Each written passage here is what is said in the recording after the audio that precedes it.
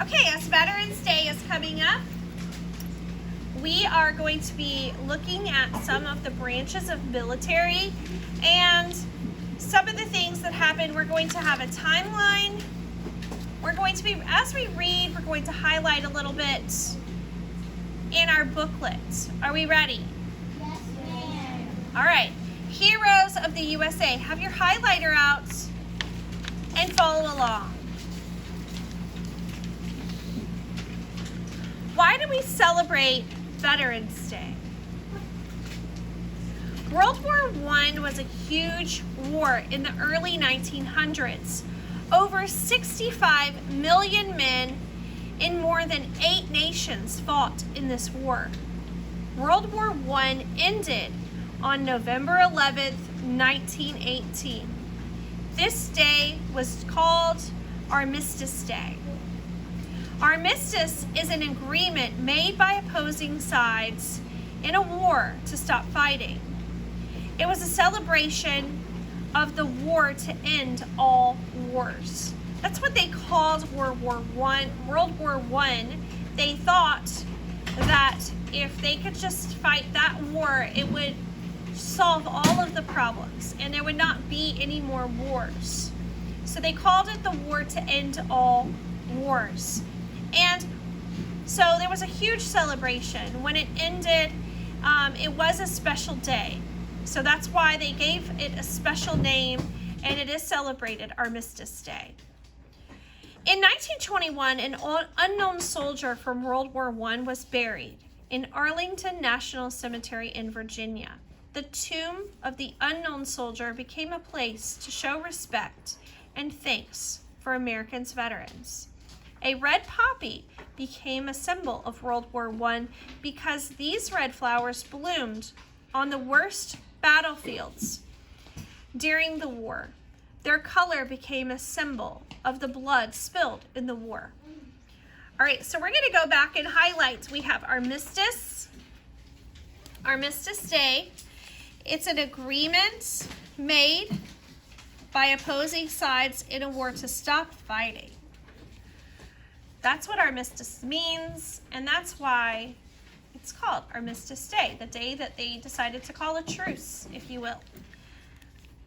The tomb of the unknown soldier is a famous place. It is guarded today. Do you think this is the only unknown soldier? No, there are many. But this soldier represents all of the unknown soldiers that have died in war. And so they gave him a special resting place. They don't know who it is, but he is guarded. And I'll show you a picture of that in just a few moments. The red poppy became a symbol. What's a poppy? Red. What is it? Say, Zachary? A red flower. It's a flower. A poppy is a flower, and it's a red flower. And they bloomed on the battlefield, and that's why it became the symbol of World War I. All right, so let's look at a few of the branches of military. So these are some of the branches that keep our country safe, starting with the Navy. It says the Navy defends our rights to use ocean for travel and trade. They use Air Force carriers so that they can have a runway at sea for their aircraft. Navy SEALs are some of our most elite fighters. And that is what we want to highlight. The Navy defends our right to use oceans for travel and trade. Navy SEALs are some of our most elite fighters. They're some of the most specially trained people in the military. My grandfather was also in the Navy. I had a grandfather in the Navy. I had a grandfather in the Air Force. And my dad was in the Army.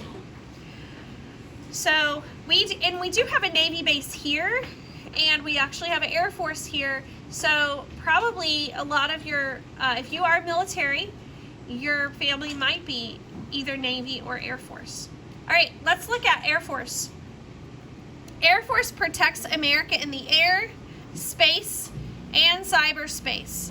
So let's highlight. Air Force protects America in air, space, and cyberspace. What's cyberspace? What is that, Conlon? Cyberspace is the satellite, so they don't get They do work. Cyberspace they do watch out for the satellites and things. Yes. What cyberspace? Do you know, Karis? No, I'm just wondering How they go that high? Wait. Their airplanes. Yeah. They have lots and lots of money that they put into those planes to they develop the most high-tech aircraft. The United States military is the best military on earth. We have the best and most talented engineers and mechanics and people who can build these planes and design these planes to be faster and better than other countries, because you want to have the best military.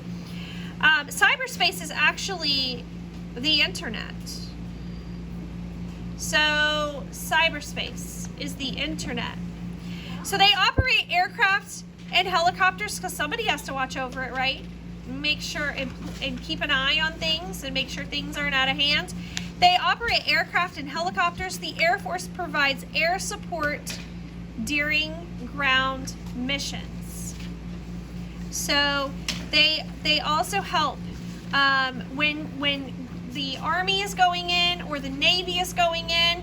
The Air Force will cover them with their airplanes, and they will make sure that our guys get out. Okay, so they give an air support when our ground troops are doing things. All right, the Coast Guard protects America's coasts and waterways, and they deploy with the Navy during war.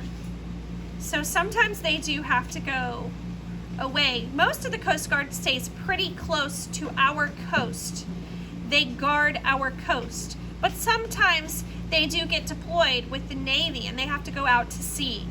During times of peace, they deal with boat safety, sea rescues. If you get stuck out while you're fishing, something bad happens, a big storm pops up, the Coast Guard's going to come out and rescue you. And they also deal with illegal immigration by sea, so people trying to illegally come to America using boats, because it happens. So those are the things that the Coast Guard does. Let's look at the last page here. It's not the last page, I'm kidding, but it's the last page about our troops. Go to your bed and get one. It says the Army is the oldest and largest branch of the military. The Army uses ground troops to protect the United States. They have the largest helicopter wing of all the services. So the Army is the oldest and largest branch of the military. All right, so last is the Marines. The Marines are trained to fight by sea and land. The Marine Corps are often the first service on the ground in combat situations. The Marines are supported by the Navy. They do not have medical workers. The Marines do not have nurses. They do not have doctors.